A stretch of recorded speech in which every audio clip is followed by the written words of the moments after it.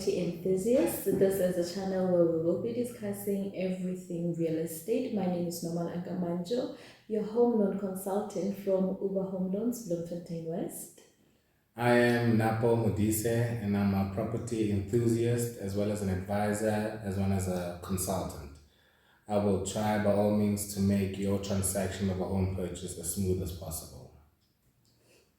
Okay, so today we are discussing rent or own, which one is better or which one is more preferable for you, for every individual, right?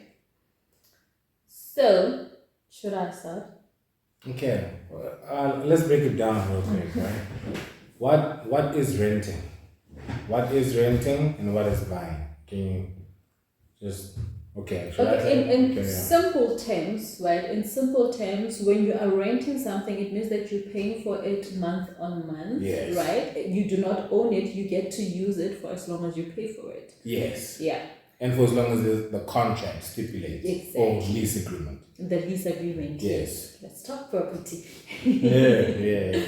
Yeah, and then owning is when you actually buy that specific property. Title deed. Exactly. Title deed. Yeah, he said it. Perfect. I get you. Right. I get you. So, yeah. Should I start? Well, you can take it away. Okay. Yeah, please do. Okay, I'm gonna try not to be biased, right? Because of the profession, I'm gonna try not to be biased. You know what that means. Hey. Yeah. So basically, what I think, it depends on the person. It depends on the stage you're at in life, right? But renting is only temporary. It should only be a temporary thing, right? It shouldn't be a lifelong thing that you are planning on doing. At some point, you have to decide that you want to buy, right? You can rent if you feel that you're not ready to own your own property. You can rent if you feel that you do not have like enough finances, or your credit record is, while you are still trying to fix your credit record, then you can still rent, but it should not be a lifetime thing. This lifetime rent mentality it's not on.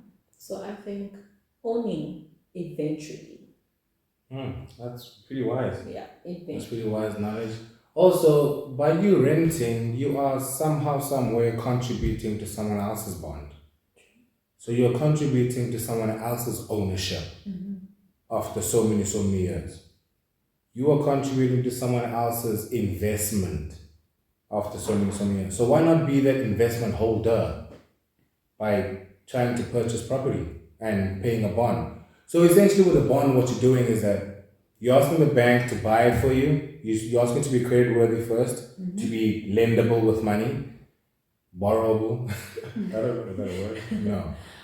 Yes. Trustworthy, yeah. Yes. The bank determines its risk factor. If you are a risk, the bank will not trust you. So it's determining whether or not you're trustworthy by getting a bond. And if you are, you get approved for a bond. You get a bond, what the bank is essentially doing is buying the property for you, then you pay the bank back on a monthly basis. So it's sort of like paying rent, but for something you own. Exactly. In a few years. After 10, 20 years, 30 years, depending on the bond period. On how you're gonna pay for it. Yeah, also. Yeah, it's broken down and structured properly. They're so amazing. Bond originators, we need them. You know what I'm saying? So after so many years, that property would have appreciated. So by you renting, you are contributing to that person's overall wealth. The one that your landlord or the one you're paying your rent to. Whereas you could be paying the same rent, which is now stipulated as a bond, which has costs which include possibly insurance, rate and taxes, levies, possibly. What are other costs that include a bond? Other stuff that I can't think of right now. Mentioned them all. But that is what constitutes to a bond. So a bond essentially is rent and a few other things. Insurance, 1, 2, life cover. Just a few things, but add them into one. It's called a bond. You pay that on a monthly premium for something that you own, which is better for me personally because it would have appreciated. Whereas rent, You're just renting, and for a period of how long? Who knows? Who knows? The convenience of renting is that no credit check, no history But check. other people really Oh yeah, other they do agencies, that. yeah, They yeah. do that because They do. now like people will just be renting for 2 months and then next thing you know they disappear and that is a property that you actually could have given to someone else, or somebody stays there and they actually cannot afford to stay in that place. So yeah, 3 to months. avoid that. Yeah, 3 months late with rent or like. Yeah, so they're kind of avoiding that, so they do check nowadays. But I think another thing, or another reason why we have like lifetime renters is people don't know exactly how easy it is to actually get either a home loan or to own your own house, right?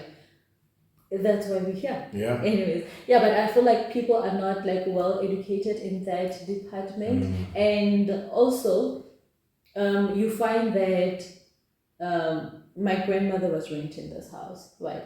And then she passed, my mother's now renting this house, and now I come, and this is the only thing that I know, right? This is the only life that I know. So, yeah, I feel like people should be like maybe more educated or maybe more open to be educated about such things, because people will be telling you, oh, it takes forever.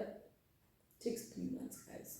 Literally. 3 months. And you know what I always tell people? Like, this kind of knowledge is not the kind of knowledge that you would hear in a TV advert or a radio advert or just passing, having a conversation with friends. That's Okay, what very few might be my job. But that's why we're here. We're here to engage with you and to inform you on ways to make you more affordable in terms of owning your first property or your second property or your third, fourth, fifth. You can never have enough. You can never You have can enough. never have enough, honestly. So yeah, that's legit where I stand with it. I feel like right now, while you're still trying to get your ducks in row, while you're still trying to get your things in order, it's okay to rent. But as long as you're not trying to do that forever, it wouldn't make sense for you to rent forever. And it's building generational wealth for your kids, you guys. True story. You know? Yeah. True story. I couldn't have said it better. Yeah, so buy, own, go. Yeah. So rent, own, I say own. Well, if it's convenient, Yeah. if you can. Try by all means not to go for a car first, because that's what normally gets you unaffordable. Yeah. And it's not cool how in society banks are willing to finance you for things that are depreciating like cars more than things that are appreciating like land and property. So just watch that out could for be a that. whole episode on its own. Right? That could be a whole episode on its own. Because most people, once they like get their door inside the income life, they opt for a car. They opt for transportation. And that car is gonna break down. That car is gonna run out of fuel. That car is gonna need maintenance after the motor plan has worn off, new tires and whatnot. And that's what we don't think about at first glance. But whereas property, you don't even have to live there. You don't even need to live there. You can rent it out. You know what they say? That's actually my quote of Yeah. real estate. You don't have to live there. Landlords grow rich in their sleep. You Literally. can be a landlord. Like, think about it. Think about it. Yeah, guys. So that's it from us. See you on our next episode, because there will be more. If you have any questions, you can leave them in the comment section, and we will be sure to answer you with a video. Woo! That was dope.